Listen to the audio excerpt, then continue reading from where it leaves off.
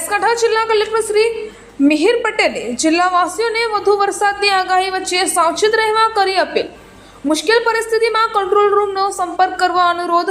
નદી નાળા કોઝવે અને નીચાણવાળા વિસ્તારોમાં જવાનું ટાળવા અને બિનજરૂરી હરવા ફરવા ન જવા નાગરિકોને વિનંતી. હવામાન વિભાગની આગાહીને પગલે સમગ્ર રાજ્ય સહિત બનાસકાંઠા જિલ્લામાં પણ 2 દિવસથી વરસાદી માહોલ છવાઈ રહ્યો છે. હવામાન વિભાગ દ્વારા જિલ્લામાં ઓરેન્જ એલર્ટ આપવામાં આવ્યું છે. છેલ્લા 24 કલાક દરમિયાન જિલ્લામાં સતત વરસાદી ઝાપટા પડી રહ્યા છે. ત્યારે આગામી સમયમાં વરસાદનું જોર વધે એવી સંભાવના છે. જિલ્લામાં વરસાદી પરિસ્થિતિને ધ્યાને રાખીને તંત્ર સજ્જ બન્યું છે. કોઈ પણ પરિસ્થિતિને પહોંચી વળવા માટે ટીમ બનાસ ખડે પગે તૈનાત છે. જિલ્લામાં ભારે વરસાદી આફતની સંભાવના વચ્ચે જિલ્લા કલેક્ટર શ્રી મિહિર પટેલ દ્વારા જિલ્લાના સૌ નાગરિકોને સાવચેત રહેવા અને તકેદાર રાખવા અનુરોધ કરવામાં આવ્યો છે.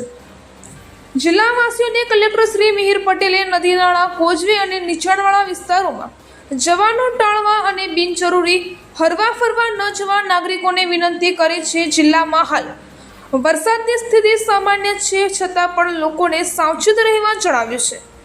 વધુ વરસાદની સ્થિતિમાં ઊંચાણવાળા સલામત સ્થળે ખસી જવા અનુરોધ કરવામાં આવ્યો છે. કોઈ પણ મુશ્કેલ પરિસ્થિતિમાં જિલ્લા કલેક્ટર કચેરી, કંટ્રોલ રૂમ અને તમામ મામલતદાર કચેરી ખાતેના કંટ્રોલ રૂમ પર સંપર્ક કરવા નાગરિકોને અપીલ કરી છે.